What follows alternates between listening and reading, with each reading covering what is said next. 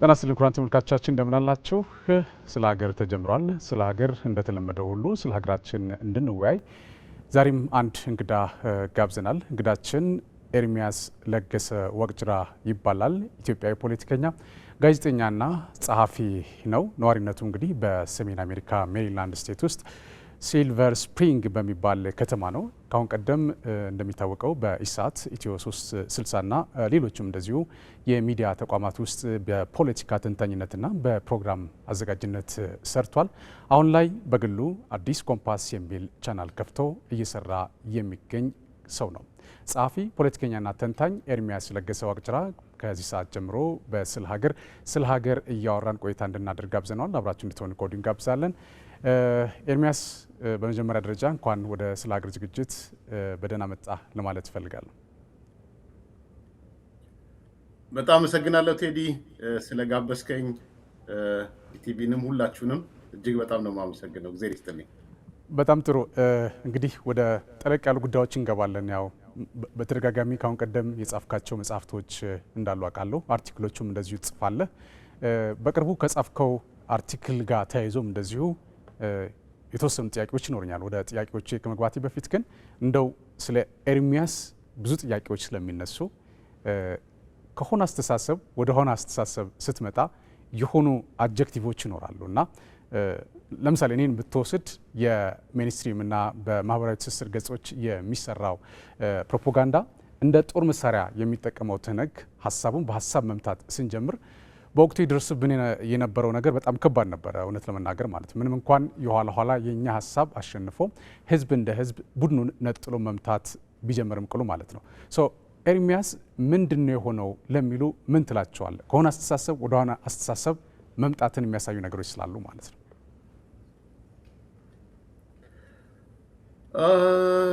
ቴዲ ምን መሰለህ፣ በኢትዮጵያ ፖለቲካ ገና ያረጋ ያሰከነ እና እኔ ብዙ ጊዜ በተለይ ዲያስፖራ ፖለቲካን ሳስበው ሁለት ነገሮች ያነሳለሁ ባጭሩ።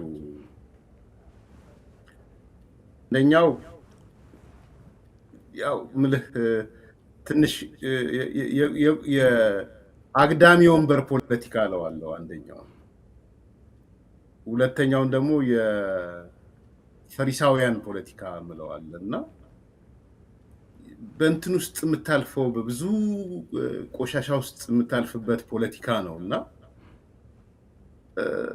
በዛ ፖለቲካ ውስጥ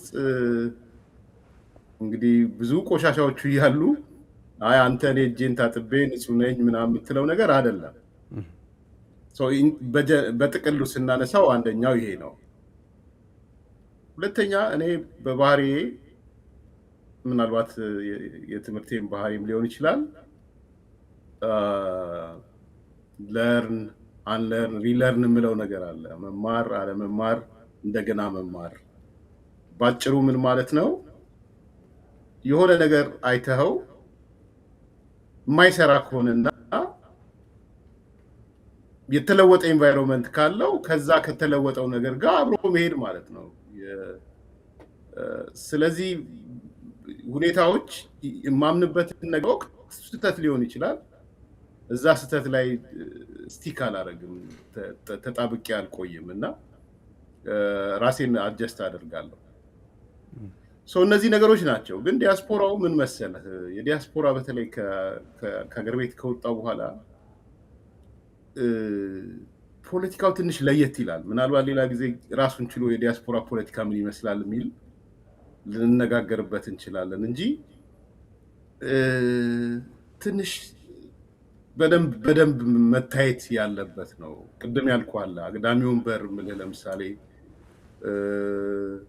ራሱን እንደ የፈሪሳውያኖች እንግዲህ እኔ ብዙ መጽሐፍ ቅዱስ ምናምን ለማንሳት ሳይሆን ጥፋቱን ወደ ሌላ ይወስዱና ራሱን እንደ አጥፊ አድርጎ አይቆጥርም እና በቃ ሁሌ እንትን ነው የሚያደርገው፣ ብሌም ነው የሚያደርገው። ለምሳሌ ማህበረሰብን እና የፖለቲካ ፓርቲን ለይቶ ያለማየት ችግር አለ። የሆነ የትግራይ ቢሆን የትግራይን ከህወሓት ቅድም ካልከው ተሰረዘው ህወሓት ነጥሎ ያለ ማየት። አሁን አንዱ ትልቅ ችግር ብትጠይቀኝ ምሳሌ ነው የምሰጥህ። ቅድም ትህነግ ምናምን ስላነሳ ሪሊ ዲያስፖራው የትግራይ ፖለቲካ ኮሚኒቲን ወይም የትግራይ ማህበረሰብን በአጠቃላይ ከትህነግ ወይም ከህወሓት ለይቶ ያያል ወይ ብለህ ብትጠይቀኝ እንደዛ አይደለም። እንደሱ አይነት ነገሮች ስላሉት ፖለቲክሱ ትንሽ አስቸጋሪ ነው እና የዛ ውጤት ይመስለኛል ቴዲ፣ የነዛ ድምር ውጤቶች ናቸው። ግን ራሱን ችሎ ጊዜ ሰጥቶ መነጋገር የሚቻል ጉዳይ ነው።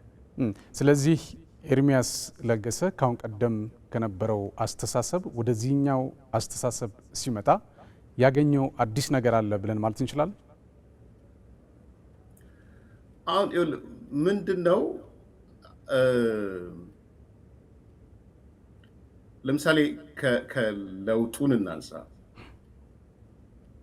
የዛሬ 7-6 ዓመት አካባቢ እንዲሁ አንድ ምሳሌ ሊሆን ስለሚችል እኔ ዛኔ ምናልባት ተከታትለኝ ከሆነ ስትሮንግ የሆነ ለውጡን ስደግፍ ነበረ። ግን ምንድነው በለውጡን ጠብቀው የነበረው ወይም የምናገረው የነበረው ስር ነቀል ብዬ ነበር። እንደውም በአንድ ወቅት አንድ ማኒፌስቶ ጽፌ ብዙ አነጋጋሪ ነበረ። መጀመሪያ አካባቢ በቃ ኢህአዴግን በአስቸኳይ ይፍረስ፣ ህገ መንግስቱ በአስቸኳይ ይቀየር፣ እንዳልኩ ይሄ ዲያስፖራ ፖለቲካ ጋር ያለው እንትን አለ እና ያ ስሜት በጣም ሪቮሉሽነሪ የሆነ ኢትዮጵያ ውስጥ ሪቮሉሽን ካልተካሄደ፣ ስር ነቀል ለውጥ ካልተካሄደ ለውጥ አይመጣም የሚል ስሜት ነበረኝ። በዛ ምክንያት አይ እኛ ሪፎርም ነው የምናደርገው፣ ሪፎርሚስቶች ነን ምናምን ሲባል አይ በቃ አልሸሹም ዘራሉ ነው፣ ምናልባት ኢህአዴግ በኦህዴድ ሊቀየር ነው ማለት ነው የሚል አንዱ አንጸባረኩትም ስሜት እሱ ነው። ገባ? ምክንያቱም የብሔር ፖለቲካው ሰዎችን ይቀይራል እንጂ የብሔር ፖለቲካው ሊቀጥል ነው ማለት ነው። እና ብዙ ወቅቱ ምናልባት ታስታውስ ከሆነ ኢህአዴግ ይፍረስ ብዬ ብዙ ፕሮግራም ተሰርቶብኛል። አንድ እሱ ነው። ሁለተኛ እንደው በግልጽ ለመናገር ለውጡ ውስጥ የነበረው ኢንቫይሮንመንት ሁሉም የተጃመለበት ነበረ እና አንደኛውን ከአንደኛው ማትለይበት ነገሮች ነበሩ። አሁን ዛሬ ግልጽ ሆነው ወጡ እንጂ የሆነ የሚያስደነግጥህ ለምሳሌ የኦሮሞ ብሔርተኞች ጋር በጣም ጽንፈኛ ሆኑ ዛሬ አገር ለማፍረስ ከሻቢያ ጋር በግልጽ እየሰሩ ያሉ እዚህ ሀገር ተቀምጠው የለውጡ አካል ሆነው የመንግስት ባለቤት ነን እስኪሉ ድረስ ነው የምታውቀው ነው። በጣም ያስደነግጥ ነበረ። አዲስ አበባ ላይ በግድም በውድም ምርጫ ተካሄደም አልተካሄደም እያሉ የሚያነሱ ኮንዶሚኒየም ተገንብቶ ኮንዶሚኒየሙ ሰው አይገባም የሚሉ በየክልሎቹ እየደወሉ የምንሰማቸው ብዙ ነገሮች ነበሩ ተጽዕኖ የሚያሳድሩ እና የመጃመል ነገር ነበረው። እሱ ምን ጥርጣሬ ፈጥሮብኝ ነበር? በግልጽ ነው የምነግርህ። ሽፍት እያደረግን ያለ ነው ከአንደኛው ወደ አንደኛው ነው ወይ?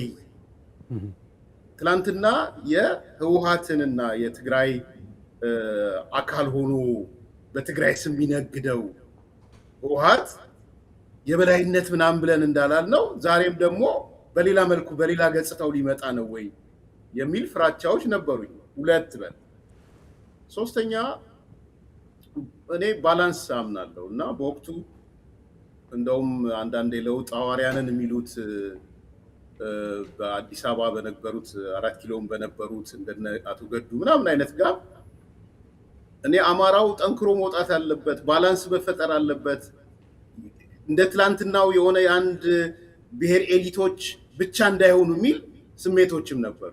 ይሄንንም ማሰብ ትችላለህ። በመጨረሻ አዲስ አበባ ጉዳይ ነው። አዲስ አበባም ላይ እኔ የአዲስ አበባ ልጅ ነኝ። በጣም ጥርጣሬዎች፣ ፍራቻዎች ነበሩኝ። አዲስ አበባ የምታውቀው በጣም ትልቅ የአዲስ አበባ ጉዳይ ላይ የተገታተሩ ነገሮች ነበሩት እና የነዚህ ድምር ውጤት በብዙ ጥርጣሬ ውስጥ እንድኖርና የራሴን አቋም እንደወስድ ያደረጉኝ ነገሮች ናቸው።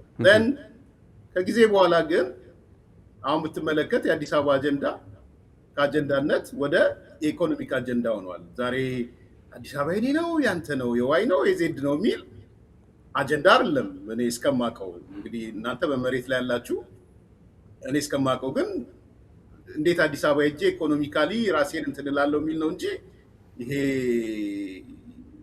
በግድም በውድም የቀረ ይመስለኛል ሳየው። ቢኮስ የግድም በውድም ባዮች አገር ጥለውም ስለወጡ ማለት ነው። የለውጡም አደናቃፊ እንጂ የለውጡም አካል አልነበሩ። እሱን ስታይ፣ ሁለተኛ የአገር ብሔራዊ ጥቅም ለምሳሌ የባህር በር ጉዳይ ሊሆን ይችላል፣ የታላቁ ህዳሴ ግድብ ጉዳይ ሊሆን ይችላል፣ የኢኮኖሚ ፖሊሲ ለውጦች ሊሆን ይችላል፣ የውጭ ጉዳይ ፖሊሲ ለውጡ፣ ወደ ሀገር ውስጥ ብትገባ የኢኮኖሚክ የተለያዩ የፖሊሲዎች ለውጦቹ፣ ዝም ብለህ ግብርና መር ኢንዱስትሪያላይዜሽን እያልክ መፈክር የምታሰማበት ብቻ ሳይሆን ወደ 5-6 ቁልፍ የኢኮኖሚ አውታሮችን የኢኮኖሚ ፖሊሲዎች አውጥተህ ስትራቴጂክ ነገሮች አውጥተህ የምትሄድበት ስሩ ታይም እኔ ለርን ስለማድረግ ቅድም ያልኩ ለርን አለን ያልኩ የተማርኩባቸው ነገሮች ካለ ያለምንም እንትን የተማርኩትን ወስጄ ነው የምቀጥለው እና በዛ ምክንያት ብዙ አፕ ኤንድ ዳውኖች እንዳሉ ይገባኛል። ግን ብዙም በለውጥ ሂደት ውስጥ ደግሞ እንደዚህ አይነት ነገር እንደሚያጋጥም አስባለሁ። እንዳልኩ ግን የዲያስፖራ ፖለቲካ በተለይ በጣም እንትን ነው፣ አስቸጋሪ ነው። አንድ ምሳሌ ልንገር ወደ ሌላ ከመሄዴ በፊት። ለምሳሌ አገር ቤት እያለው በኤርትራው ፕሬዚዳንት አቶ ኢሳያስ አፈወርቂ እና በሻዕቢያ ላይ ያለን ስሜት ታውቀዋለህ። ልክ ወደ ዲያስፖራ ስትገባ ግን ሚዲያውንም ስትቀላቀል ፕሬዚዳንት ኢሳያስ እና ሻዕቢያ እኛ ያለንበት እኔ የነበርኩበት ኢንቫይሮንመንት ውስጥ ንጉስ ናቸው። ንጉስ ነሴስ ያው ፕሮሞትም ተደርገዋል። የዛ አካል ነው የምትሆነው። አይተህ ከሆነ ምናልባት በተለይ ከለውጡ በፊት በነበሩት አመታቶች የኤርትራ የፕሬዚዳንት ኢሳያስ ፖሊሲ እና የእሱን ምስል ገጽታ የመገንባት ስራ ትልቅ ስራ ነው። ከዛ ሳይክል ልትወጣ የምችልበትም አልነበረም። ሜይ ቢ ራስን ስትመለከት ስህተት ነው ልትል ትችላለህ እንጂ እንደሱ አይነት ስሜቶች ትላንትና ትክክል አልነበረ የምትለው ወደ እንትኑ ስትመጣ ዋና የገጽታ አካል ሆኖ የለውጥ አካል ሆኖ ምናምን የምታይበት ነው እና እንደዚህ አይነት ኢንቫይሮንመንቶችም አሉ። እንግዲህ ኤርሚያስ ቀደም ሲል አንተም ስታብራራ እንደነበረው እንደነዚህ አይነት ጥያቄዎች ሄዶ ብዙ ነገሮችን ስለሚያስነሱ ቀድሞም ግልጽነት እየፈጠርን መሄድም ስላለብን ነው። እንግዲህ ያስቀመጥካቸው ምክንያቶች አሉ ኤርሚያው ቀደም ሲል የነገርከኝ ማለት ነው። እና ግን በዚህ አጋጣሚ እንደው አንዳንድ ሰዎችም ሳናግር ኤርሚያስ ካሁን ቀደም ሲያነሳው የነበረው ሀሳብም አስተሳሰብም አሁን ካለው በጣም ፍጹም የተለየ ነው። ጥግና ጥግ የሆኑ ነገሮች አሉና በዚህ አጋጣሚ ኤርሚያስ የሚጸጽተው ነገር አለ ወይ? ካሁን ቀደም ከሰራው ስራ የሚል ነገሮች አሉ። የሚጸጽተ ነገር አለ ኤርሚ? እንግዲህ እኔ ብዙ በእንዲህ አይነት ነገር አላምንም። በነገራችን ላይ በወቅቱ በነበረኝ ነገር ልክ ነው ብዬ ሊናይን አመኝ የሰራዋቸው ስራዎች ናቸው። ማለት የሆነ ዴሊብሬት ላጥፋ ኔጌቲቭ ሉ ብዬ የማደርገው ነገር አለም። በዛ ሰዓት ያመንኩባቸው ነገሮች አደርጋለሁ። እነዛ ያመንኩባቸው ነገሮች ስህተት ሆነው ካስየው እኔ እንደሌላው አይደለሁም። ወዲያው ራሴን ሼፕ አደርጋለሁ፣ እንዳልኩ ለርን አደርጋለሁ እና ብዙ እንግዲህ የኢትዮጵያ ፖለቲካ ቅድም ያልኩ ነው። የኢትዮጵያ ፖለቲካ በተለይ ዲያስፖራው የቆሻሻ ፖለቲካ ነው። ለቃሉ ይቅርታ ጠይቃለሁ።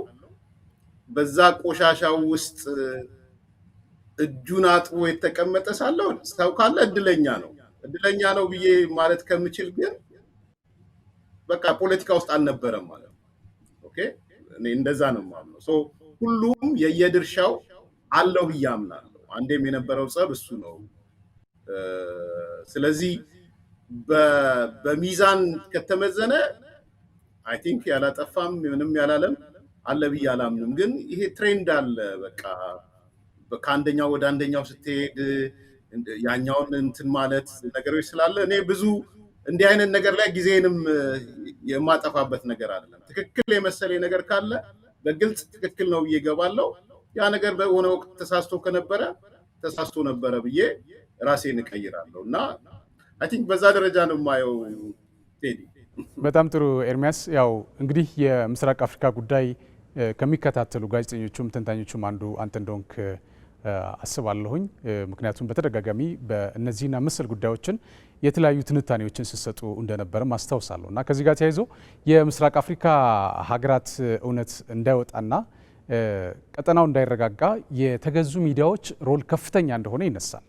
በዚህ ረገድ አንተ በግልህም በጋራም ስትሰራ እንደነበር ያው ካሁን ቀደም ስትገልጽ ስለነበረ እንደው ሚዲያዎች የሚገዙበት መንገድ እና ደግሞ ያልተፈለገ ርዕዮተ ዓለም፣ ያልተፈለገ አስተሳሰብ፣ ያልተፈለገ እውቅና ለነሰንበድ ይሰጥ እንደነበረ በተደጋጋሚ ይነሳል። ይሄ ምን ያህል እውነት ነው የሚለው ነገር እስኪ ነኝ።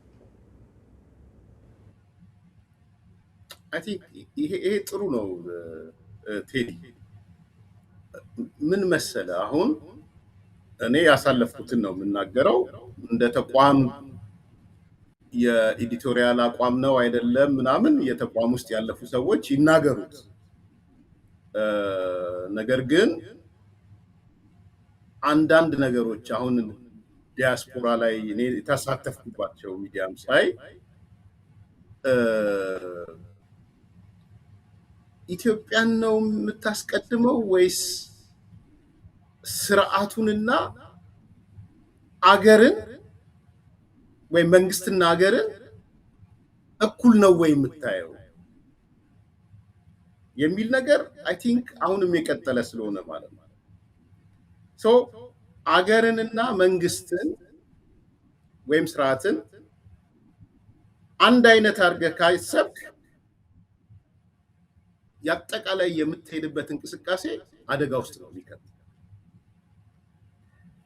ከለውጡ በፊት የምሬን ነው የምልህ በገዢው ፓርቲና በአገር መካከል ዲያስፖራ ላይ ብዙ ለውጥ የለም። አገርና ገዢው ፓርቲ አንድ ናቸው። አሁንም አንዳንዶቹ ጋር የምታየው የውጭ ሚዲያ የዚህ ዲያስፖራ ያለው እሱ አይነት ባህሪ አለ። መንግስትን ከአገር የማይለይ እሱ እስካልተስተካከለ ድረስ ይቀጥላል። ቴዲ ችግሩ ስለ ሀገር አይደለም ያንተ መድረክ፣ ስለ ሀገር የምንነጋገር ከሆነ አንዱ አይ ቲንክ በደንብ መሰራት ያለበት መንግስት ይመጣል ይሄዳል፣ አገር ግን ትቀጥላለች። ሶ ውጭ ሀገር ያለው አካል መንግስትንና አገርን የአንድ ሳንቲም ግልባጭ አድርጎ ከቀጠለ ስህተቱ ይቀጥላል ማለት ነው። አንደኛው እሱ ነው። ሁለተኛ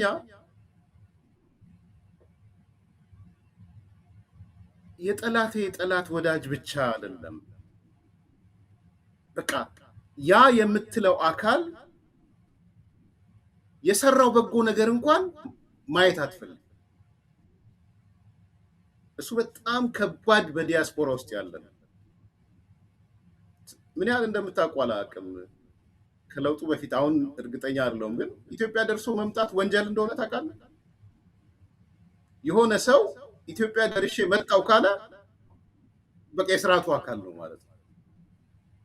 ኢማጂን ማለት ለማሰብ የሚከብድን ነገር ነው እየነገርኩ ያለው።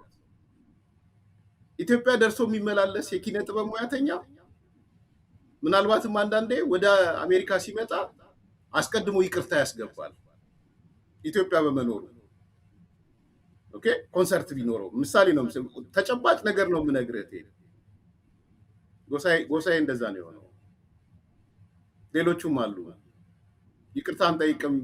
አሁን አስቴር አወቀን ወስደህ የትኛው ፖለቲካዋ ነው ዲያስፖራ ላይ ኮንሰርት ለማቅረብ ይቅርታ መጠየቅ አለብሽ የምትባል? ማለት ጫፍ የረገጠውን ነገር እየነገርኩ ፖለቲክሱ ማለት ነው። ሶ አገር ቤት መሄድ በራሱ እንደ ወንጀልና እንደ ጥፋት መኖር ከሆነ ደግሞ ይከፋል። አንድ ሰው አገር ቤት ሄዶ የተሰራ አስፋልት አየው፣ የተሰራ ኮንስትራክሽን አለው። በዚህ ዘመን አይደለም ብለህ ከለውጡ በፊት ነው እየነገርኩ ያለው። የቀጠለ ነገር ነው እየነገርኩ ያለው። እንደሱ ቢል ያ ሰው ይወገዛል። በምንም ተአምር አስፋልት ተሰርቶ አየው፣ አየር መንገድ ተሰርቶ አየው የምትለው ነገር አይደለም። ጫፉን ነው እየነገርኩ ያለው። ስለዚህ የፖለቲክሱ ትክክልና ትክክልን የመለየት ሳይሆን ቅድም የነገርኩ ነገር ነበረ። ከለውጡ በፊት የትግራይ ህዝብንና የትግራይ ልሂቅን ህወሓትን ምሳሌ ነው የምሰጥ። ይሄ አሁን በምርጫ ቦርድ የተሰረዘው ቲፒኤልኤፍ ለይቶ የሚያይ ፖለቲካ ነበረ። አሁን አንድ ሰው ስሙን አልጠቅስም፣ ትልቅ ሚዲያ ስለሆነ አሁን ያለውበት የሆነ ነገር ጽፎ አየሁት። አንተና ቆይ ሚዲያ ሰው እንግዲህ እኔ ጋር ኢሳት አብረን የነበረ ማለት ነው። ምን ብሎ ይጽፋል? አቶ ገዱን የዛሬ 7 ዓመት አገኘዋቸው ይላል። አቶ ገዱ አንዳርጋቸው። እንግዲህ ይሄ ሰው የኤዲቶሪያል ኃላፊ አውሮፓ የሚኖር ሰው ነው። አውሮፓ እየኖረ እኛ ያለንበት ሚዲያ ኤዲቶሪያል ዋና ኃላፊ። አሁን የጻፈላቸው መቼ? ከትላንት ወዲያ። ምንድነው የጻፈላቸው? አቶ ገዱን የዛሬ 7 ዓመት አገኘሁት። እንዴት ነህ አቶ ገዱ? ሰላም ነህ ወይ? ምንድነው እስቲ ስለ ሚዲያችን ምክር ሐሳብ ያለ ስለው አለ። እባካችሁ የትግራይ ህዝብንና ህወሓትን ለይታችሁ ተመልከቱ አለኝ አለ። ጽሁፍ የተጻፈ ጽሁፍ ነው እየነገርኩ ያለው። ከፈለክ በኋላ ልክልሃለሁ። ከዛ እንደ ኤዲቶሪያል ይሄን ነገር ለማቅረብ ወሰንኩኝ ይላል። አሁን ይኸውልህ ይሄ ሰው እኔ ገባኛል፣ አቶ ገዱን ሊያነጻን የመጣው ቢኮስ አቶ ገዱ በጦርነቱ ወቅትም የትግራይ ህዝብንና ህወሓትን ያለመለየት ንግግር አንተም እኔም የሰማነው ንግግር ነው። የትግራይ ወራሪ ኃይል፣ የትግራይ ባለሀብት፣ የትግራይ ዲያስፖራ፣ የትግራይ ምሁር እያሉ ነው የሚናገሩት እሳቸው። ኦኬ፣ እሱ ማጽዳት አለበት። እሱን ለማጽዳት ግን እኛ የነበርንበትን የኤዲቶሪያል ደረጃ ማህበረሰብና የፖለቲካ ፓርቲ የማይነጥል አካሄድ እንደነበረ ግን አመነ ማለት ነው። እኔ እንደውም በማህበራዊ ድረገጽ ላይ እንደ ቀብድ ይቀመጥልኝ ይሄ ነገር ብዬ ነው የጻፍኩት። ሶ ማህበረሰብን ከፖለቲካ ፓርቲ የማይነጥል መጨረሻ የነበርኩበት ሚዲያ ለቅቄ ልወጣ ስል የነበረውን ሰጣ ገባ ያየህ ይመስለኛል። ሰጣ ገባዎች ላይ ይሄን ነገር መማር አለብን። ትላንትና ህወሓት ወይም ቲፒኤልኤፍ እያልን የትግራይ ህዝብ ችግር ውስጥ እንደ የድርሻ ሰው መውሰድ አለበት። ሚዲያችን ሚና አለው ብዬ አምናለሁ። አሁንም ኦህዴድ የሚባል ያውም ደግሞ በህግ የሌለ ጀስት አሁን ቲፒኤልኤፍ እንደሌለው በህግ የለም ተሰርዟል። እና ኦህዴድ እያለን ታርጌት የምናደርገው ግን ምናልባት የኦሮሞውን ህዝብ ሊሆን ይችላል። ስለዚህ ትላንትና የነበረው ጥፋት በጥፋቱ ከቀጠልክ መማር የሚባል ነገርም የለም ማለት ነው። አንድ መሰረታዊ ልዩነት የመጣው እሱ ነው። በነገራችን ላይ ሰውን በአደባባይ የሚያውቀውን ነገር ልናገር። ምንድነው ኦህዴድ የምትለው? ምክንያቱም ወደ የአያት ስምህ ወደ ምን ተሄዶ እንደውም ኮይን ሁሉ ተደረገ በዛ ማለት ነው። ሶ ልነግር የፈለኩት ያለው የውጭ ፖለቲካ ማህበረሰብንና የፖለቲካ ድርጅትን ራሱ የሚለይና የሚነጥላል። አሁንም የተለወጠ ነው ብዬ አላስብም። ይሄ አንደኛው ጉዳይ ነው። ሁለተኛ ቅድም ያነሳውን ልበልና ቶሎ ልጨርሰው። አሁን ለምሳሌ ፕሬዝዳንት ኢሳያስ አፈወርቂ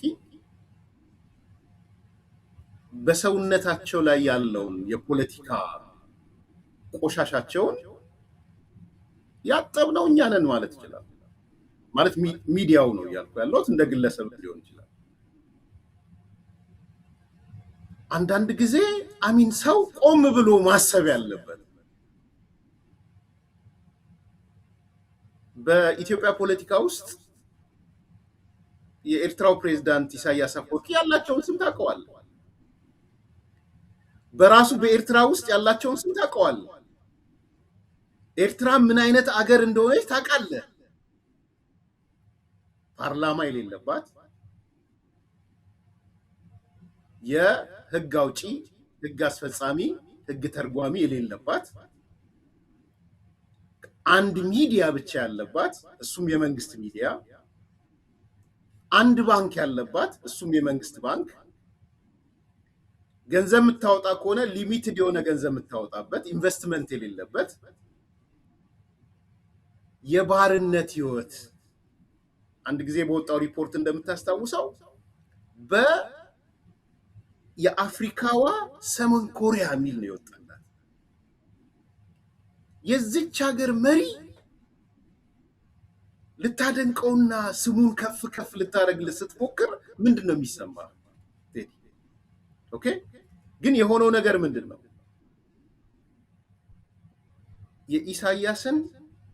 የፕሬዝዳንት ኢሳያስን ያላቸውን የፖለቲካ ቆሻሻ የማጠብ ስራ ነው የተሰራው። አንድ ጊዜ ምን ሆነ መሰለ፣ የሆነ መድረክ ተዘጋጀና ቪዥን ኢትዮጵያ የሚባል ሰምተህ ከሆነ ትልልቅ ፕሮፌሰሮች፣ ዶክተሮች እዚህ ሀገር ያሉ ነፍሳቸውን ይማርና ዲፕሎማቶች ምናምን ያሉበት ስብሰባ ነው።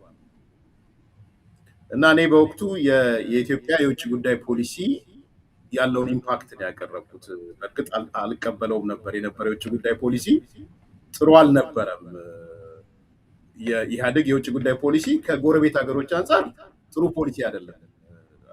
በነገር አንዱ ደስ አሁን እዚህ ለውጥ ለምሳሌ ቅድም ያልከኝ ከአንደኛው ወደ አንደኛው ስትል የትላንትና የውጭ ጉዳይ ፖሊሲ በጣም መቃወሙ ፖሊሲ ነው፣ አንስቻዋለሁ። ዛሬ ደግሞ ያለው ፖሊሲ ስትመለከት ለጎረቤት ሀገሮች ትኩረት የሚሰጥ፣ ከልማት አንጻር ትኩረት የሚያደርጋቸው፣ ለደህንነቴም ጥሩ ናቸው የሚል ነው።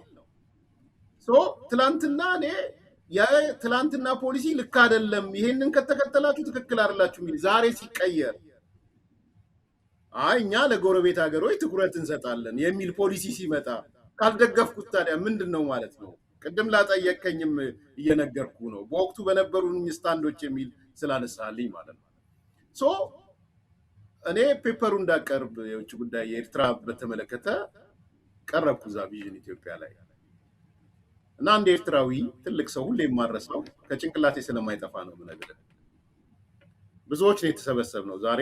አንድ ሁለቱ ነፍሳቸውን ይማር ፕሮፌሰር መስፍን ነበሩ፣ አምባሳደር ካሳ ከበደ ነበሩ፣ ምናልባት አቶ ናምን የሚባል ሰው ታቅበው ይሆናል፣ ግንቦት ሰባት ነበረ እና እኔም ነበርኩኝ መድረኩ ላይ እና አንድ ኤርትራዊ በጣም በቃ ሰውነቱ እየተንቀጠቀጠ እናንተ ኢትዮጵያውያን ግን እዚህ መድረክም የተቀመጣችሁ የሚዲያ ባለቤቶችም ያው ሪፈር የሚያደርገው ሚዲያ ለኛ ያለበት ኢሳት የሚባለው ማለት ነው፣ ስለ ኤርትራ ህዝብ ሰቆቃ ግድ ይላችኋል ግን ነው ያለን። የጠየቀን በጣም ስለማረሳ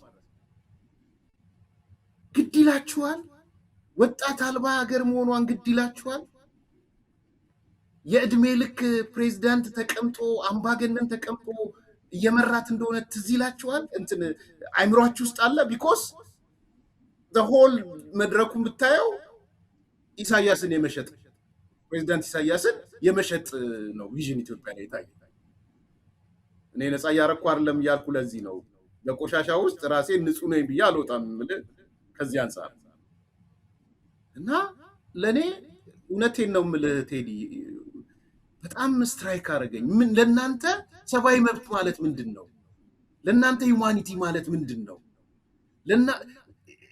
ኤርትራውያን የሚደርስባቸውን ግፍ በዚህ ስርዓት ላይ ካልኮነናችሁ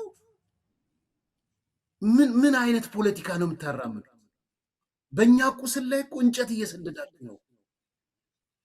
አሁን እንዴት ብለህ ነው ይህንን የምትከላከለው ቴዲ? አንድ ግለሰብ ያለባት አገር ህግ አውጪ፣ ህግ አስፈጻሚ፣ ቅድም የነገርኩ የሌለባት አገር ወጣቶቿ ተለቅመው አልቀው ሽማግሌዎቹ እንኳን ለመውጣት የሚፈልጉባት አገር። ስለ ሰብአዊ መብቶ ስለ ሚዲያ ለውጡ እኮ አሳየን። ለውጡ እንደመጣ እንትኑ ሲከፈት ድንበሩ ሲከፈት ትግራይ መጥተው እኮ ፓሪስ ሄድን አይደል ያሉት። ኤቲኤም ታቅፈው አይደል እንደ ኤርትራ ወጣቶች ፎቶ ሲነሱ የነበረው። ኤቲኤም ምንድነው ይሄ ማሽን ብለው ማለት ነው። ምንም አይተናል፣ ፎቶግራፎች አይተናል። ኤቲኤም ላይ ቆመው ተመልከት እንግዲህ። እና ማንን ነበር ፕሮሞት ስናደርግ የነበረው? ማንን ነበረ ስንሸጠው የነበረው? ያ የተናገረን ሰው አሁን ባየው አላውቀው እንደ ኢኮ ግን የዛን የተናገረን ነገር ጭንቅላት ይወስዳል። ልለ የፈለግኩት ዛሬም አንዳንዶቹ ምናልባት የቦታ ለውጥ ሆኖናል እንጂ እዚህ ውስጥ ገብተዋል። ስቲል አሁን የአማራ ብሔርተኞች ከፕሬዚዳንት ኢሳያስና ከሻቢያ ከኢሳያስ አፈወርቂ ከኤርትራ መንግስት ምን ለማግኘት ነው? ኤርሜ የትግራይ ልጆች አያይዘህ እንድትመልስልኝ አንዱም የኔ ጥያቄ እሱ ነው። እንግዲህ ቀደም ሲል እንደገለጽከው የኤርትራ መንግስት ማለትና አጠቃላይ ኤርትራ ብለን የምንጠራት ሀገር በአሁኑ ሰዓት ቤንችማርክ አድርገን የምትወስድበት ነገር ምንድን ነው ያለው? እዛ እንደው ቤንችማርክ የምታደርገው ነገር ከሌለ ለምንድን ነው አሁን በዚህ ልክ ጽምዶ ነው፣ ውህደት ነው፣ አሊያንስ ነው፣ ሌላም ትርጓሜና ስያሜ እየተሰጠው ከዚህ ቡድን ጋር በመቀናጀት ኢትዮጵያን አታክ ለማድረግ እየተሰራ ያለው ስራ ለምንድን ነው የሚለው ነገር አብረን እንድታይልኝ እፈልጋለሁ። ኤርሜ አሁን በጣም ጥሩ ነው ያነሳው። እስቲ እንደው ሁሉም ሰው ይሄ ኢትዮጵያን እንወዳለን ከኔ በላይ ሰንደቅ ዓላማ ጠቅልሎ የሚያለቅስ ስላለና ስላየው ማለት ነው። እነዚህ ሰዎች አንዳንዶቹ ፒውርሊ ከኤርትራ መንግስት ጋር ነው አብረው ያሉት። ግን እኔ ያ ልጅ ጭንቅላቴ ላይ የቀረው ልጅ የጠየቀኝን ጥያቄ እነዚህን ወንድሞቼን እህቶቼ መጠየቅ ፈልጋለሁ። አንተ ያነሳው ማለት ነው ኤርትራናይዜሽን ኦፍ ኢትዮጵያ ቢመጣ ይደግፋሉ? የኤርትራ አምሳያ የሆነች ኢትዮጵያ ብትፈጠር ማለት ነው። እንደ ሮል ሞዴል ቅድም ያልከው እንደ ቤንችማርክ ያልከው አብረ ያለው ሰው የሚመራት ሀገር የሷ የመስታወት ግልባጭ መጥቶ ኢትዮጵያ ውስጥ ቢተገበር ፈቃደኞች ናቸው? አየህ፣ ይሄ ነው ከማጋ ነው የምትውለው የሚለው ነገር ወሳኝ ስለሆነ ማለት ነው።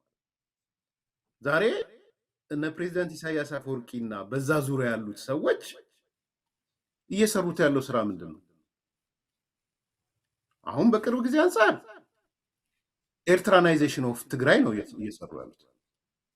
ትግራይን ኤርትራናይዝድ ማድረግ አንድ መጣጠፍ ቅድም ያነሳው ይፋ ያልሆነው እሱ ነው። አንተ እጅ ላይ ስላለ ጥያቄዎች ልታነሳ ትችላለህ።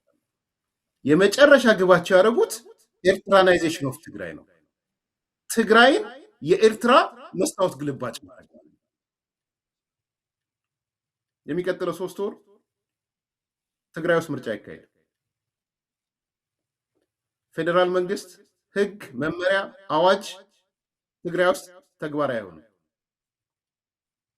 የወርቅ ንግድ፣ ቁፋሮ፣ ሂውማን ትራፊኪንግ ትግራይ ውስጥ የኢኮኖሚ መገለጫ ዋነኛ የኮንትሮባንድ መገለጫ ሆኗል። የዋር ኦፍ ሎርድስ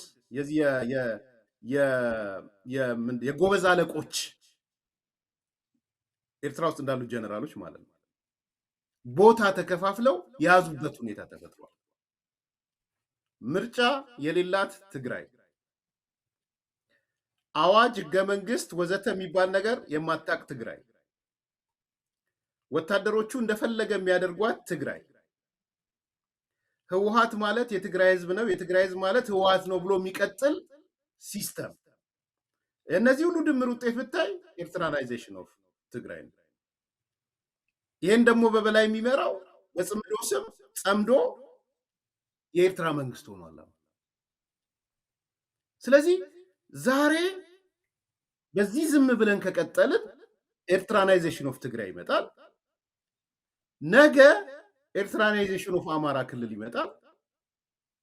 ኢን ዘ ሎንግ ራን በዚህ ከቀጠለ ኤርትራናይዜሽን ኦፍ ኢትዮጵያ ነው የሚሆነው። መንግስት የሌላት ወይም አንድ የሆነ ህገ መንግስት የሌላት፣ ህግ አውጪ የሌላት፣ ህግ ተርጓሚ የሌላት፣ ሚዲያ የሌላት፣ ባንኮቿ በአንድ የተቆጣጠረ፣ ወጣቶቿ አገሩን ለቀው የሚወጡባት። እንዴት ብለህ ነው ቴዲ ሮል ሞዴል የምታደርገው? ምንድን ነው የምትማረው ከዚህ? የለውጡ መጨረሻ አካባቢ እንዳንተ የአገር ፕሮግራም እኔም ሁለንተናዊ እይታ የሚል ፕሮግራም ነበረኝ ራሴ ፖስት ማድረገው እና አይ ቲንክ የመጨረሻዎቹ ሁለተኛ ወይ ሶስተኛ ላይ የአሜሪካን ሀገር የሚገኝ የሻዕቢያ ተወካይ ነበረ ውይይት ያደረገ እና እኔ ምንድነው ያልኩት፣ እንኳንም ቲፒኤልኤፍ ወረደ ህወሓት ወይም አሁን በህግ የሌለው ህወሓት እንኳንም ወረደ። አሁን ይሄ የሚሊተሪ ስልጠናችሁን የምናምናችሁን ምናልባት ማስበው እኔ ከፍራቻ ከሆነ ብዬ ማለት ነው። እዛ ኤርትራ ውስጥ ያለው የሰራዊት ስልጠናው ምኑ ከፍራቻ የመነጨ ሊሆን ይችላል። ስለዚህ አሁን ሰራዊት የምታደርጉበት ነገር አይኖርም፣ ወደ ልማት ፊታችሁን ታዘራላችሁ እና ኢትዮጵያ ዲሞክራታይዝ ስትሆን እናንተ የበለጠ ዲሞክራታይዝ ትሆናላችሁ። ትልቁ ሞተር ሲነሳ ትንሹ ሞተር የበለጠ ይነሳል በፍጥነት ያው አልኩት። እንግዲህ የዚህ ሀገር ተወካይ ነው እንዳልኩ የሻዕቢያ በጣም ተናደደ። ለካ እነሱ የሚያስቡት እዛ ተኮር ሚዲያዎችን በሙሉ ጠይቃቸው የኤርትራ ጉዞ እርቂ ጉዞ ነው። ዛሬ ወንድሞቻችን እነሱ ጋር ያሉት ይሄን ተቀብለው ነው እየቀጠሉ። አየህ ያልኩ ምንድነው ኤርትራናይዜሽን ኦፍ ዲሞክራታይዜሽን ኦፍ ኢትዮጵያ እናንተን ዲሞክራታይዝ ያደርጋል ስትላቸው የሰደብኩት ነው የመሰለው። እናንተን ነው ከችግር ውስጥ እያወጣን ያለ ነው። እናንተን ነው ከጸረ ምናምን እያወጣን ያለ ነው። እኛማ በጣም የተሻለ እጅ ላይ ያለ ነው። ወዲ አፈወርቂ የመሰለ የአፍሪካ ምስራቅ አፍሪካ አይደለም የዓለም ፖለቲካ እኔ ከዚህ ይሄን ልነግርህ የፈለግኩት ወደ ዲቴይል ገባው እንጂ ወንድሞቻችን ቁጭ ብለው እንዲያስቡ ነው። እኔ ያሰብኩት እሱን ነው ቴዲ፣ ያሰብኩት እሱን ነው።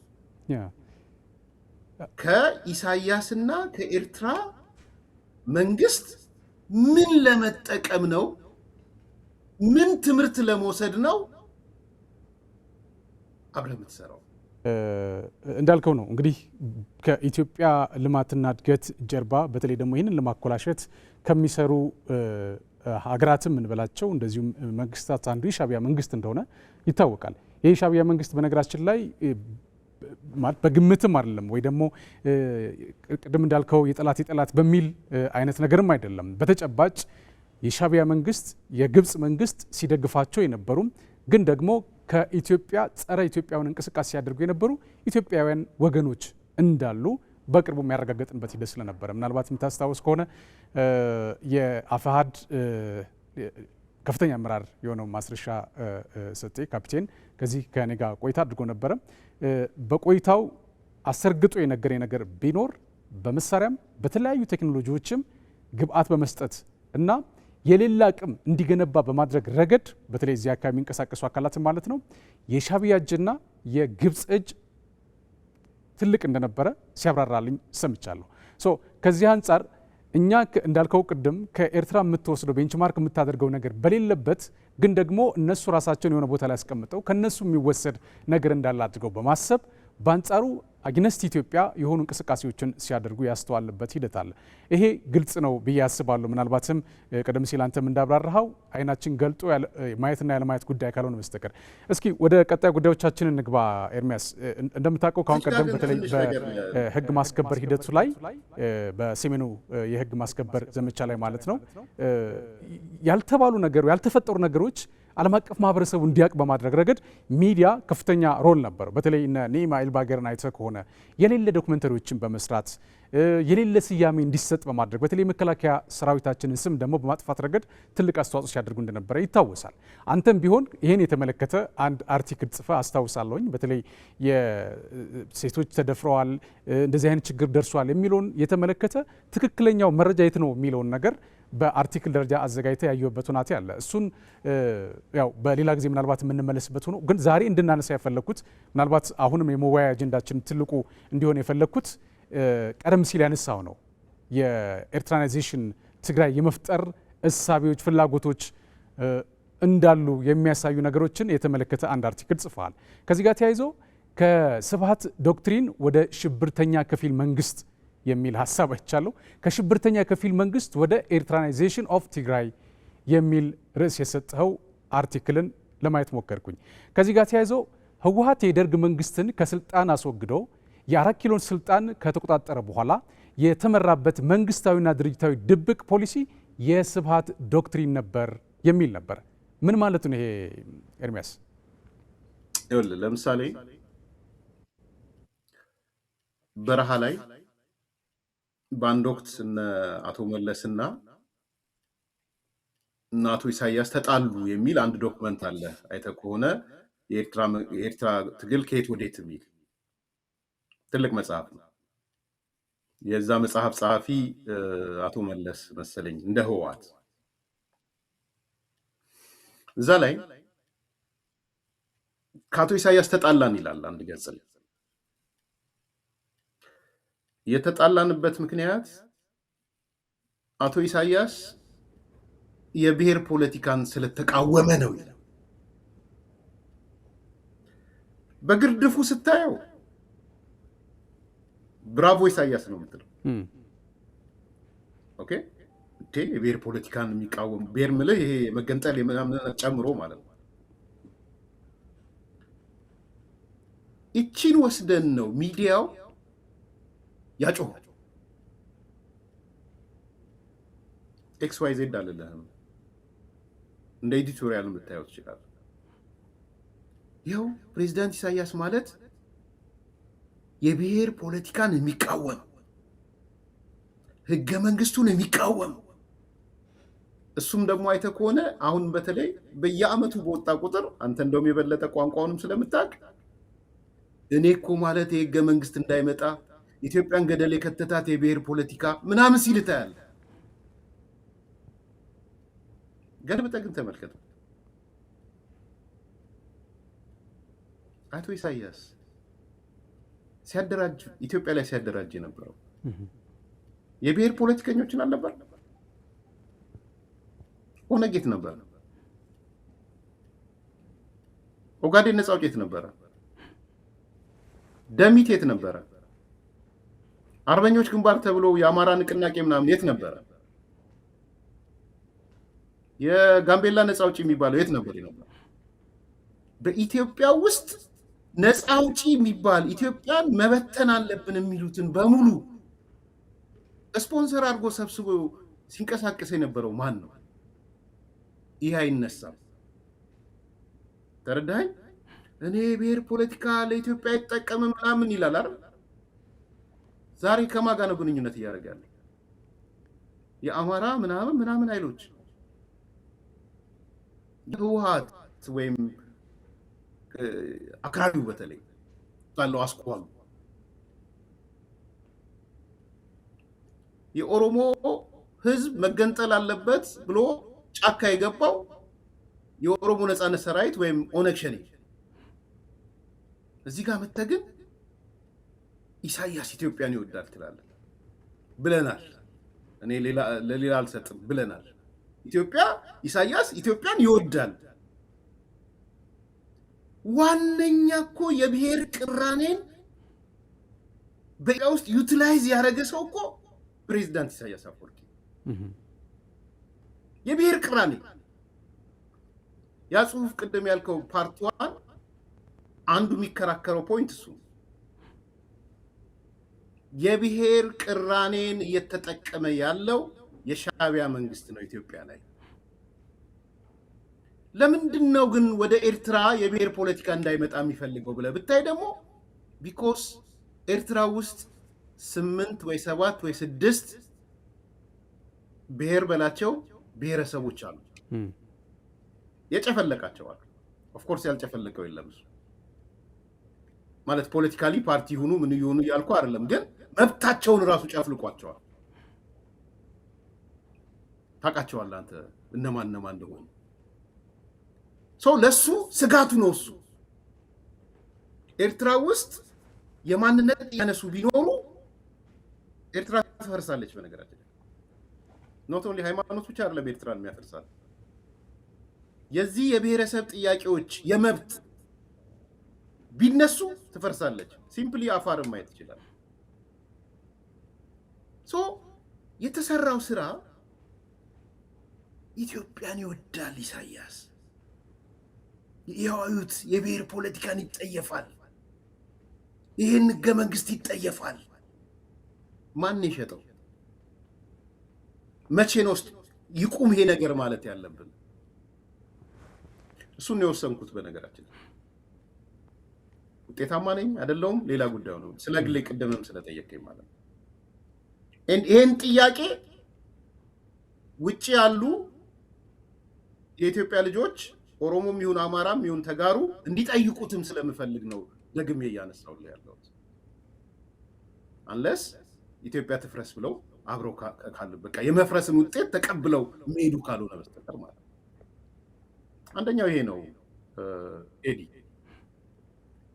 ሁለተኛ ኢሳያስ እና ሻዕቢያ መቼ ነው ያኮረፈው? አሁን ከለውጡ ጋር እናያይዘው። ይሄ በግልጽ ነው መነገር ያለበት። ቅድም ወደ አነሳው የሚወስድ ስለሆነ ኢሳያስ እና በሱ ዙሪያ ያሉ ሰዎች ያኮረፉት በአንድና በአንድ ነው። ለምን የፕሪቶሪያ ስምምነት መጣ ነው፣ ሌላ አይደለም። ቅድም የሀሳብ ለውጥ ስታደርግ ምናምን ብለህ ነበረ። ለምሳሌ እኔ ጦርነት ይቁም ኮንሲስተንት ነበርኩኝ። የፕሪቶሪያ ስምምነት ሲመጣ ቁጭ ብዬ ፓርቷን የጻፍኩት ጽሁፍ እሱ ነው። ኢትዮጵያን የሚያድን ስምምነት ብዬ ጻፍኩት። ጽሁፉም ስላለ ነው።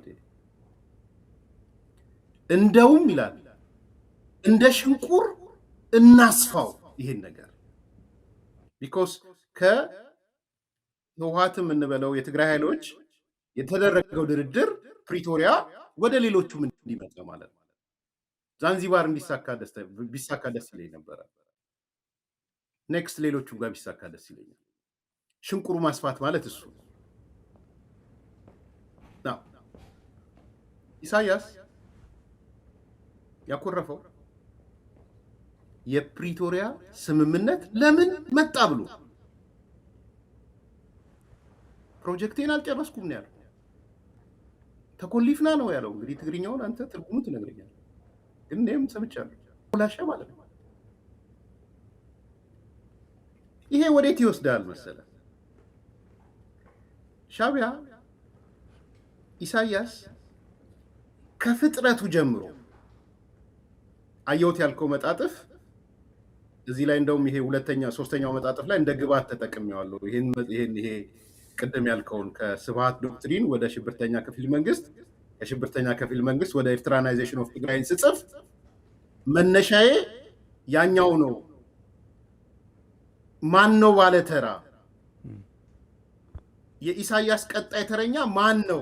እንደሱ ነበር አይደለም የሚለው ቴዲ። ስላነበብከው ነው አንብቧ። በዚህ አጋጣሚ በጣም ነው የማመሰግነው እንዳነበብከው አውቃለሁ። እዛ ላይ ምን መሰለ ኮር ፖይንቱ ኢሳያስ ከፍጥረቱ ጀምሮ ጸብ ያለው አንደኛ ከኢትዮጵያ ጋር ነው፣ ሁለተኛ ከኢትዮጵያ ማህበረሰብ ጋር። ከፈለክ ብሔር በለው ብሔረሰብ በለው የፈለገ ስያሜ። ኢሳያስ ከፖለቲካ ፓርቲዎች ጋር አይደለም ጸቡ። የፖለቲካ ፓርቲዎቹን እያፈራረቀ ነው የሚጠቀምባቸው። ዛሬ ወዳጅ ያደርግና የሆነን ህዝብ ይመታል። ነገ ደግሞ ሌላኛውን ወዳጅ ያደርግና ሌላውን ህዝቡን ይመታል። የሻዕቢያ ወይም የፕሬዝዳንት ኢሳያስ ውቅር ከበረሃ ጀምሮ የኢትዮጵያ ማህበረሰብ ላይ ታርጌት ያደረገ ነው። ምሳሌ ልስጥህ አጠራ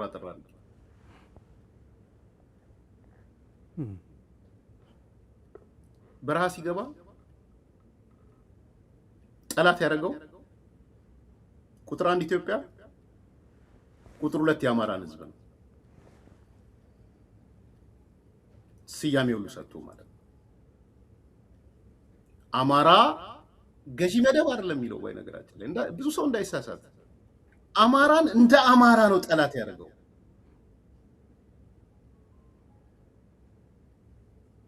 ቲፒኤልኤፍ የሱ ልጅም ስለነበረ ተመሳሳይ ፕሮጀክቱ ነው።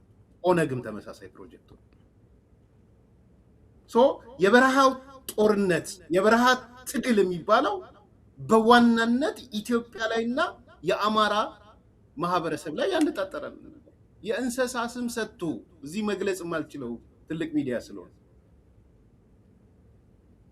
በየዓመቱ በዓል ሲያከብር የነጻነት በዓል እንስሳት ላይ አረንጓዴ፣ ቢጫ፣ ቀይ አርጎ ነው አይደለም የሚወጣው። ቴዲ ተሳሳትኩኝ? ዘፈኖቹ እንደዛ አይደሉ? የሆነ ብሔር እየተጠራ ከሆነ እንስሳ ጋር እየተሳሰረ አይደለም? አንድ ጋዜጠኛ ጓደኛ አለኝ ሰናይ የሚባል ኤርትራዊ ነው። ጥሩ ኤርትራዊ ነው። ብታናወያየውም ደስ ይለኛል። በጣም በሳል ነው እና ለውጡ ጊዜ አለ። የኤርትራ የሙዚቃ ባንድ የጀነራሎቹ ምናምን ተወክለው ባህር ዳር ሄደው ነበራል። የኤርትራ ጀነራሎች ያሉበት በስነ ስርዓት በቃ ባንድ ይዘው ምናምን። እንደውም በጣም ታዋቂ የኤርትራ ዘፋኞች አሁን ስሙ ረሳሁት፣ አስታውሰኝ። በጣም ታዋቂ ዘፋኝ አላቸው። ባህር ዳር ቁጭ ብሎ ቴዲ የዘፈነውን ዘፈን ሲነግረኝ በረሃ ላይ አማራውን የሰደበበትን ዘፈን ነው የዘፈነላቸው።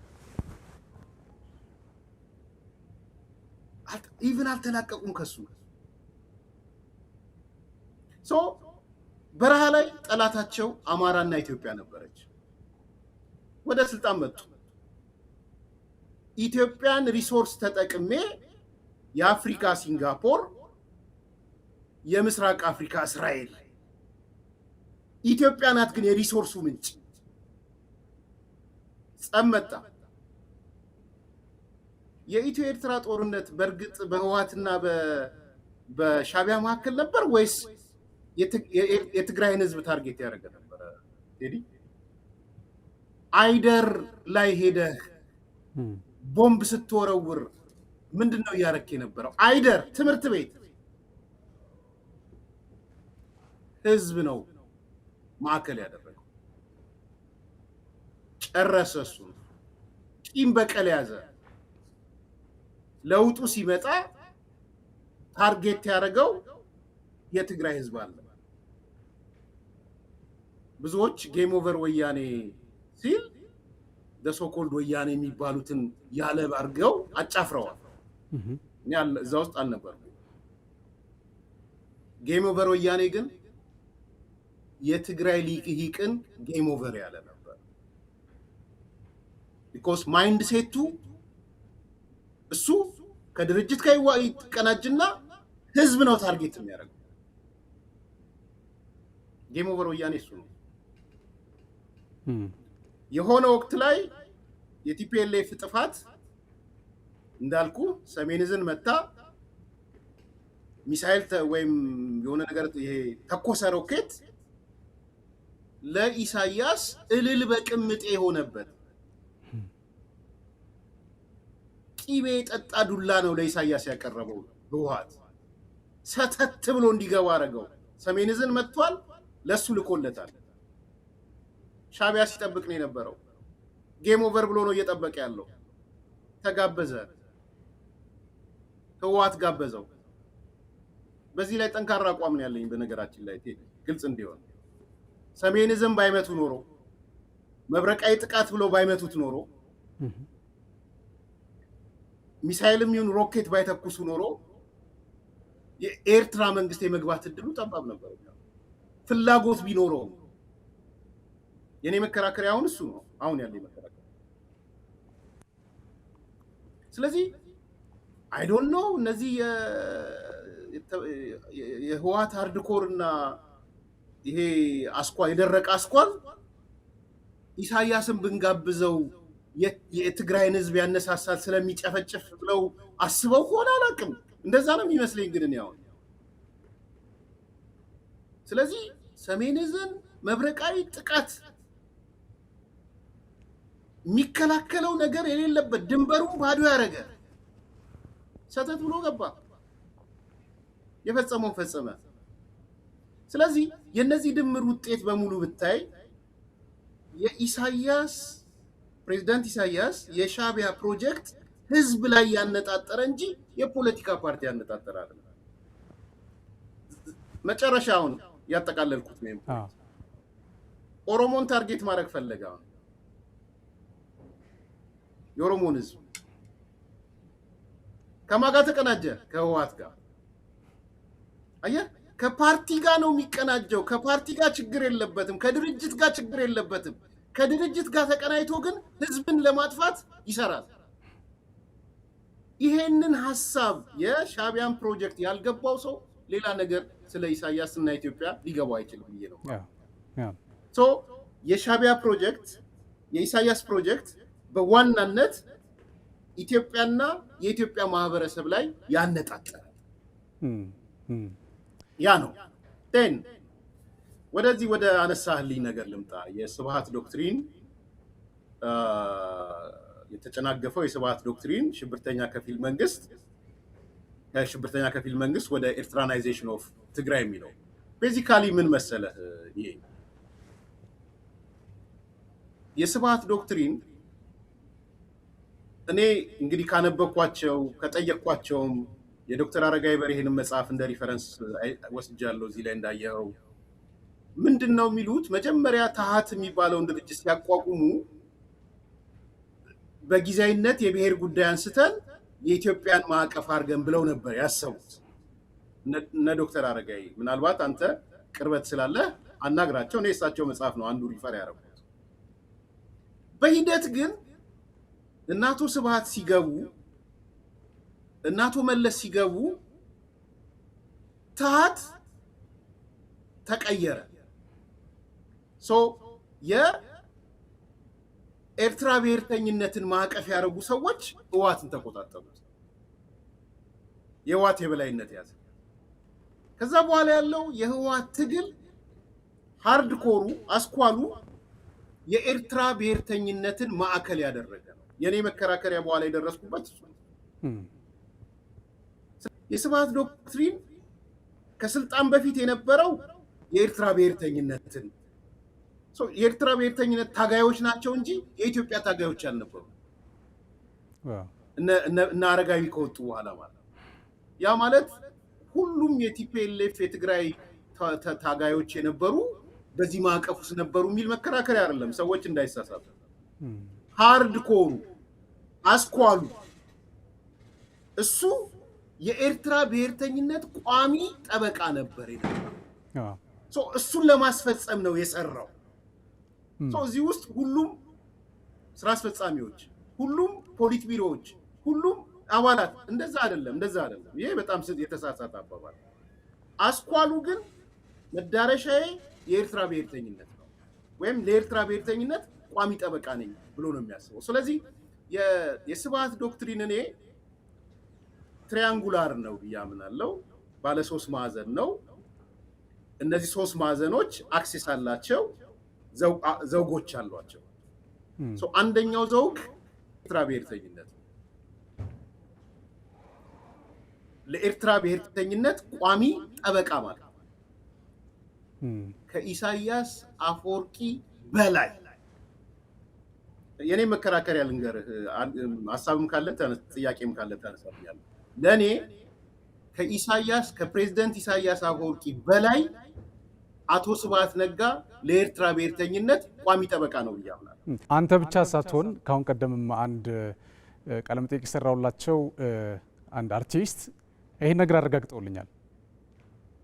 ማለት የባህር በር ጥያቄ የምታነሱ ከሆነ ከዚህ በኋላ ጥብቅናችን በግልጽ ለኤርትራ ሊሆን ይችላል፣ ስለዚህ ስነ ስርዓት አድርጉ፣ ስለ ባህር በር ጥያቄ አታንሱ ብለው የሆነ ሰዓት መግለጫ እንደሰጡ ቀደም ሲል አንሳቸው ግለሰብ አነስተውልኛል። እና ይሄ ነገር የሚያከራክር ነገር መስሎ አልታየኝም። ምናልባት ግን ካለን ሰዓት አንጻር አንተ ማብራሪያ እንድሰጥበት ስለፈለግኩኝ ስለ ጂላሲ ቲዮሪ አንስታል እዚህ አርቲክል ላይ ማለት ነው። እና ይሄ ደግሞ ማብራሪያ የሚፈልግ ነገር ስለሆነ በደንብ ያዝም የሚያደርግ ጉዳይ ስለሆነ ማለት ነው። ከዚህ ጋር ተያይዞ ህወሓት የፖለቲካ ሞኖፖሊውን እያስፋፋ እንደሄደው ሁሉ የሚዲያ ሞኖፖሊውንም በተመሳሳይ ደረጃ መገንባት ችሎ ነበር ይላል ጽሁፍህ። ለፖለቲካው ጥንካሬ አስተማማኝ ኃይል አድርጎ የሚያዩ ደግሞ የሚዲያ ሞኖፖሊን በመሆኑ የተለያዩ የፖለቲካ መሳሪያዎችን በመጠቀም ሌሎችን ለማዳከም እና ከመድረኩ ለማጥፋት ጂላሳዊ ስልት ተጠቅሟል። በሂደትም ህወሓት ሚዲያውን ሙሉ በሙሉ በሚያስብል መልኩ በመቆጣጠር ህዝቡ አንዳችን መብትና ነፃነት እንዳይኖረው በማድረግ የፕሮፓጋንዳው ተቀላቢ እንዲሆን ሲያደርግ፣ በአንጻሩ የህወሓት ድምፅ እየገዘፈ የህዝብን ድምፅ መዋጥ የሚያስችልበትን ቁመና አድርሶታል የሚል ሀሳብ አንስተሃል።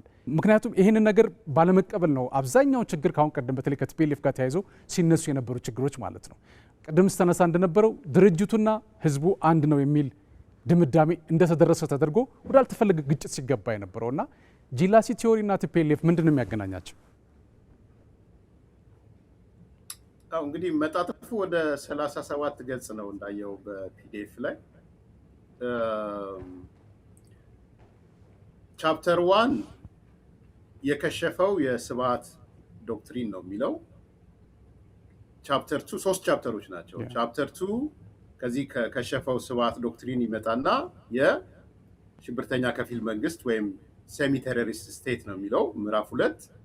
ምዕራፍ 3 ደግሞ ኤርትራናይዜሽን ኦፍ ትግራይ ነው የሚለው፣ ትግራይን የኤርትራ አምሳያ ማድረግ ማለት ነው። በ37 ገጹ ያ ነው የስብሃት ዶክትሪን። የከሸፈው ስብሃት ዶክትሪን 3 ዘውጎችን የያዘ ትሪያንግል ያልኩበት ምክንያት ስለሚተሳሰሩ ነው። ባይዘው የኤርትራ ብሔርተኝነትን ከጄላሳዊ አስተሳሰብ ሪዮት ጋር ካላስተሳሰርከው አይሰራም። ከዛ ደግሞ ጫፍ ላይ ያለው የአድዋ ገዢ መደብ ዳዝንት ሚን ይሄ የአድዋ ሰዎችን የሚመለከት ማለት አይደለም። ግን እነ ስብሃት የአውራጃዊ ስሜት ስላላቸው የአድዋ ገዢ መደብ አይነት ስሜት አላቸው። በዛ ማዕቀፍ ውስጥ መግባት አለበት። ይሄም ቢሆን ወይም መለስበታለሁ። የሶስቱ የትሪያንግሎች ግንኙነት ነው የኤርትራ ብሔርተኝነት፣ የጄላሳዊነትና የአድዋ ገዢ መደብ። ገዢ መደብ ሲባል ግን የአድዋ ህዝብ ወይም የአድዋ ኮሚኒቲ ወይም የአድዋ ሊቅ ማለት ነው። እንደውም እዛ የአድዋ ገዢ መደብ ውስጥ ካልገባህ ከማንም በላይ የቅድሚያ ጠላት የምትሆነው ያድዋ። በነገራችን የነ ስብሃት የትሪያንግል ውስጥ ያልገባ አድዋ የአድዋ ተወላጅ ቁልፍና ቁጥር 1 ጠላታቸው ነው። ምሳሌ ዶክተር አረጋይ ሊሆን ይችላል ወይም ሌሎች የአድዋ ሰዎች ሆነው የሚቃወም ቁጥር አንድ ጠላታቸው ነው። ስለዚህ nothing to do with የአድዋ ሊቅ ወይም ምናምን ጋር የሚተሳሰር አይደለም። ስለዚህ የመጀመሪያው የዘውጉ አንዱ ጫፍ የትሪያንግሉ ኤርትራናይዜሽን ኦፍ ትግራይ የኤርትራ ብሔርተኝነት ነው ስል ይሄ ኃይል እነ ስብሃት የሚያስቡት እኛ ነን፣ ትክክለኛ የኤርትራ ብሔርተኛ ወኪል እኛ ነን። ኢሳያስ አይታመንም። ጫካ እያሉ ኢሳያስ ተስፋ ቆረጠ። በሱ ዙሪያ ያሉ ሰዎችም ተስፋ ቆረጡ። እስከምን ድረስ የአቶ ገብሩ አስራት መጽሐፍን ሄደው ሲያንብቡ በምን ብለው ጽፎ በቃ እንትን ዘቀዘቁና ጠመንጃ ዘቀዘቁና ትግሉ ቃልቋል ብለው ወጡ። ያኔ ምንድን ቲፒኤልኤፍ አቶ መለስ ምንድን ያደረገው እነ ስብሃት ምንድን ያደረጉት የኤርትራ ትግልማ አይሞትም ብለው ፎቶ ራሱ ጠመንጃውን የተዘቀዘቀውን ጠመንጃ ከሆነ ከዱላ ጋር ታስሮ በረሃ ነገር ላይ ታስሮ ጠመንጃው ወደ ታች ነበር ያዘቀዘቀው። እነሱ አለመለሙትና ጠመንጃውን ወደ ላይ ነው ያደረጉት። እኛንን ኤርትራ ብሔርተኝነት ታማኝ ነው የሚሉት አንድ በል። ሁለተኛ ኢሳያስ ታማኝ አይደለም ብለው ያምናሉ። ኢሳያስ የኢትዮጵያ ፕሬዝዳንት ቢሆን ኖሮ የኤርትራ ብሔርተኝነትን ይተው ነበር ብሎ የተናገረው አቶ ስብሃት ፍጹም የሆነ የኤርትራ ብሔርተኛ ታማኝነት አለ ማለት ነው። አንዷ ዘውግ እሷ ናት። ሁለተኛው ጄላሳዊነት ነው። ጄላስ ማለት የዩጎዝላቪያ ውስጥ ያለ ሰው መጽሐፉን ቢያነበው ደስ ይለኛል።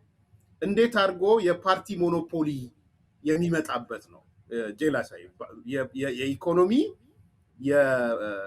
የሚዲያ እና የፖለቲካ ሞኖፖሊ የምታመጣበት ነው። እኔ አንዴ በጣም የሚገርምህ ያው በከፍተኛ አመራር በነበርኩ ሰዓት ስልጠና ነበር አዳማ እና አንድ መጽሐፍ ይዟል አቶ ስብሃት። የአቶ ስብሃት ዘመድ ጓደኛ ነበረ እና በአጋጣሚ አብረን ተቀምጠን ምንድነው የሚያነበው ስለው መጽሐፍ ቅዱስን ነው የሚያነበው አለኝ። እንደዛ ነው የሚለው። በግራ በቀኝ ለምኜ ርዕሷን አየዋትና ወሰድኩ፣ አየሁት። በኋላም በሰፊው አገኘሁት እና ምንድነው የዚህ ጄላስ ኢኮኖሚውን መቆጣጠር፣ ኢኮኖሚውን የተቆጣጠረ ፖለቲካውን ይቆጣጠራል የሚል የፋሺዝም ፖለቲካ ሐሳቤ ነው በነገራችን። ስለዚህ የኢኮኖሚ ሞኖፖሊ፣ የፖለቲካ ሞኖፖሊ፣ የሚዲያ ሞኖፖሊ መፍጠር። ያ ምንድነው የሚሆነው? ፓርቲ ስቴት እየተፈጠረ ይሄዳል። ኒው ክላስ ይለዋል እሱ። አዲስ ክላስ ይፈጠራል። አዲስ መኳንንቶች ይፈጠራሉ። እነ ስብሃት እናቱ ስብሃት አዲስ መኳንንት ፓርቲ ሞኖፖሊ ያዙ፣ የኢኮኖሚ ሞኖፖሊ ያዙ፣ የፖለቲካ ሞኖፖሊ ያዙ፣ የሚዲያ ሞኖፖሊ ያዙ ማለት ነው። ለምሳሌ ኤፈርት የሚባለው ተቋም አንተም እኔም የምናውቀው የፓርቲው ንብረት ነው የነበረው ነው ብዬ አምናለሁ። አሁንም የተቋቋመበት መሰረታዊ ሂሳቤ ጄላሳዊ ሂሳቤ። ሚዲያ ኮንትሮል የተደረገው በብዛት የነበረው ታውቃለህ፣ እንደዚህ እንዳሸነ አልፈላም ነበር። ዘመኑም ያን የሚፈቅድ አይደለም፣ ስርዓቱም የሚፈቅድ አይደለም። የጄላሳዊ አስተሳሰብ ነው። የፓርቲ ስቴት ክላስ የስራ ባለቤት የሚያደርግ ስራ የሚቀጥር እሱ፣ የማህበራዊ ልማት የሚሰራ እሱ፣ ሚዲያ ፕሮፓጋንዳ የሚሰጥ እሱ፣ አጀንዳ ሴት የሚያደርግ እሱ።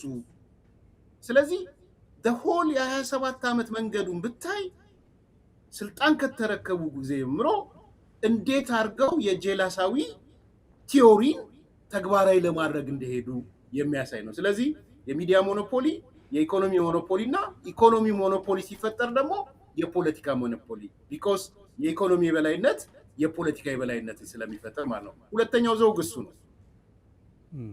ሶስተኛው ዘውግ ቅድም ያልኩ ነው፣ የአድዋ ገዢ መደብ ወይም የስታሊን መንደርተኝነት የሚባለው አይተው ከሆነ ወይም ስታሊን አልኩኝ፣ የሂትለር መንደርተኝነት፣ ይቅርታ፣ ሂትለራዊ መንደርተኝነት የሚላል ምንድነው እሱ? ቅድም እንዳልኩ በዚህ ሲስተም ውስጥ ለማለፍ የሆነ ቦታ መኖር አለብህ እንደ ገዢ መደብ። በስብሃት ውስጥ መታቀፍ አለብህ። ከዛ የአድዋ ውጭ ያሉ ሰዎች እንኳን ሊኖሩበት ይችላሉ፣ የሉም እያልኩ አይደለም። የዛ ሲስተም አካል እስከሆኑ ድረስ ማለት ነው። ስለዚህ አንዱ ይኸው አሁን ትግራይ ውስጥ እኮ እየታየ ያለው የማህበረሰባዊ ግጭት እየመጣ ያለው በግልጽ እንደ ድሮ አይነገርም ነበር። እንግዲህ ከኔ በላይ አንተ ታውቀዋለህ ብዬ ስለማስብ የአይነት ስሜቶች ይነገራሉ እንደምታውቀው። ስለዚህ ሞሮፍ የአውራጃዊነት ስሜት የፈጠረ ገዢ መደብ ማለት። ስለዚህ የሶስቱ ትሪያንግሎች ውጤት ነው የስብሃት ዶክትሪን። በጣም ጥሩ ኤርሚያሴ፣ ከዚህ በላይ ብናነሳ ደስ ባላይ። ምናልባት በቀጣይ ምናልባትም ክፍል 2 ቆይታ እናደርጋለን። ሌሎች ያልተነሱ ጉዳዮችም ስላሉ እነሱን እያዳሰስን ቆይታ የምናደርግ ነው የሚለው። ለነበረህ ቆይታ እጅግ አድርጌን የማመሰግነው ኤርሚያስ ለገሰ ጸሐፊ፣ ተንታኝና እንዲሁም ደግሞ ጋዜጠኛ፣ በቀጥታ መስመራችን ገብተህ ለስለ ሀገር የሰጠው ማብራሪያ እጅግ አድርጌን የማመሰግነው። መልካም ጊዜ ይሆንልህ። እሺ፣ እግዚአብሔር ይስጥልኝ ቴዲ፣ እኔም ስለጋበዛችሁኝ አመሰግናለሁ። በጣም ጥሩ። ክቡራትና ክቡራን ተመልካቾቻችን ለዛሬ ያዝነው ስለ ሀገር ዝግጅት የተመለከታችሁትን ይመስል ነበር። በያላችሁበት ሰላም